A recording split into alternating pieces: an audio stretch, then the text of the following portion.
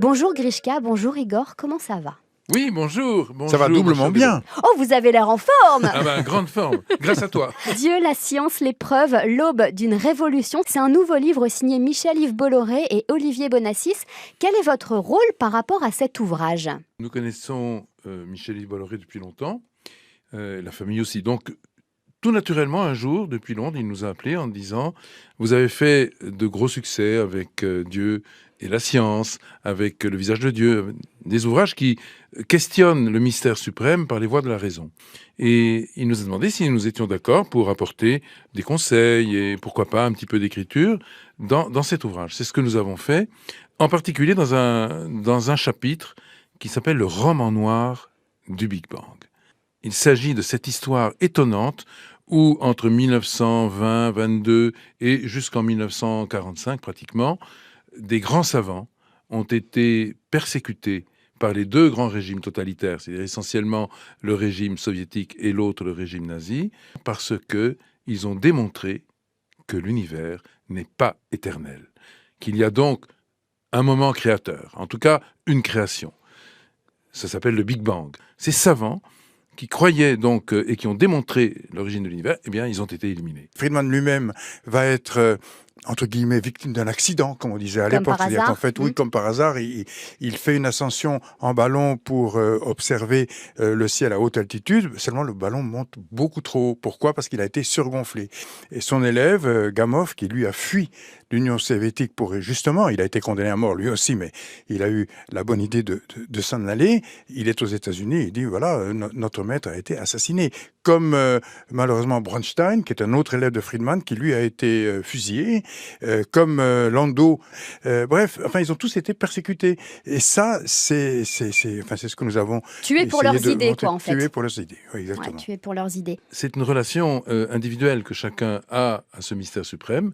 Certains, évidemment, éprouvent le besoin de dialoguer avec lui, c'est ce qu'on appelle la prière, d'autres moins, ou d'autres pas du tout. Il y a forcément une cause à l'origine de cette univers. Mais vous me répondez pas. Est-ce que prier Dieu aujourd'hui, ça sert à quelque chose? Est-ce que Dieu est présent aujourd'hui en 2021?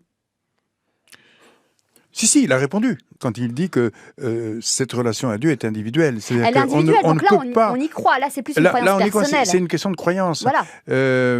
Mais encore une fois, cette croyance est vraiment une affaire personnelle. C'est pas une affaire collective. Elle devient collective à travers, par exemple, la ritualisation religieuse. Mais le livre publié par Michel-Yves Bolloré et par Bonassis n'est pas du tout fondé sur la religion. On ne parle pas de religion. Sur la science. C'est vraiment basé sur la science. Et donc, il n'apporte pas de réponse. C'est une bonne façon de dire. C'est finalement, la prière est individuelle et la preuve scientifique est collective. Qu'est-ce qui me prouve que Dieu a créé le monde? Quelles traces il a laissées? Des traces qui sont absolument frappantes. Je donne un exemple. Nous sommes éclairés dans ce beau studio, bien sûr, par votre présence éclairante. Bien sûr. Il n'y a aucun doute. D'ailleurs, c'est ce qui regroupe tout. C'est clair, rayonnante. Voilà. Mais en dehors de ça, il y a quand même de la lumière en plus. Et cette lumière, elle est gouvernée par une constante. C'est une ribambelle de décimales derrière la virgule. En 1965, le prix Nobel, probablement le plus grand vulgarisateur de la physique, qui s'appelle Richard Feynman, américain, dit ceci à propos de la structure fine, enfin de cette constante. Il dit « Ce nombre qui semble issu de nulle part, dont on ne sait pas d'où il vient, dont on ne sait pas pourquoi il a la valeur qu'il a, et qui semble écrit de la main de Dieu. » Il dit ça comme ça. Pour lui, c'était tellement frappant, cette suite de nombres qui s'en vont, et si on remplace un 5 par un 4 au 10e rang, c'est non seulement la lumière se détraque, mais le monde entier se détraque. L'univers n'existe plus. Donc, c'est réglé. Et ce réglage, c'est tout de même quelque chose qui va de l'ordre de la preuve, en tout cas, d'indices très forts. Bonjour Olivier Bonassier. Vous connaissiez bien les Bogdanov? Oui, on a pas mal travaillé ensemble sur la fin de leur vie, oui, effectivement. Et oui, parce que c'est vrai que ces derniers mois, il m'appelait, il m'envoyait des petits messages pour me dire « Quand est-ce que tu vas parler de ce livre ?» Et c'est d'ailleurs la raison pour laquelle je vous ai reçu il n'y a pas si longtemps à la télévision pour ce Dieu, la science, l'épreuve. Ils avaient défendu la sortie de cet ouvrage. Oui, c'est des gens qui étaient vraiment étonnants. Moi, j'ai vraiment j'ai découvert, j'étais un peu un fan depuis toujours, mais les côtoyer, c'était quelque chose d'assez étonnant parce que ce qui était frappant, c'était leur gentillesse. Ils étaient vraiment adorables avec tout le monde. C'est pour ça qu'ils étaient toujours en retard d'ailleurs, parce que quand ils devaient faire 20 mètres dans la rue, ils étaient arrêtés par tout le monde et ils disaient oui à tout le monde. C'était assez impressionnant.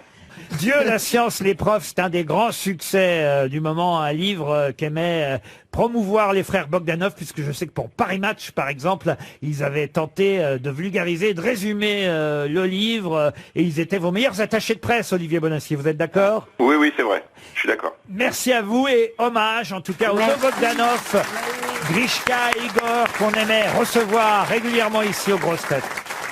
Laissons la parole à Einstein, qui a dit quelque chose d'extraordinaire en 1936. Et Igor va venir me rejoindre pour que nous puissions le dire à deux voix. Ce sera encore plus convaincant. Donc, nous sommes en 1936 à Princeton. Princeton, qui, comme vous le savez, est la plus belle université, la plus grande université à cette époque, et elle le reste encore aujourd'hui. Einstein, depuis 1933, était dans cette université. Et 3 ans plus tard, il était, comme vous le savez, très célèbre dans le monde entier, avec ses cheveux en broussailles, sa moustache inimitable. Einstein était une figure. Et à un moment, voilà que une petite fille d'une dizaine d'années vient vers lui et lui demande « Maître, maître !» Il était au sortir de son cours. « Maître, est-ce que vous croyez en Dieu ?» Einstein a répondu à ce moment-là « Tu poses une très belle question, très importante, mais je ne peux pas te répondre comme ça. Donne-moi ton adresse et je vais t'envoyer ma réponse par écrit. » Et voilà que 10 jours plus tard, la petite fille reçoit cette réponse. Elle est devenue aujourd'hui célèbre dans le monde entier. Nous la connaissons par cœur, Igor et moi, parce qu'elle est extraordinaire. On va essayer de vous la dire à 2 voix. Comme ça, vous serez 2 fois plus convaincus. C'est un exercice difficile parce qu'on n'a qu'un micro pour 2 voix. Enfin, on va essayer, en tout cas. Tous ceux qui sont sérieusement impliqués dans l'histoire de la science finiront par comprendre un jour qu'un esprit se manifeste dans les lois de l'univers, un esprit immensément supérieur à celui de l'homme.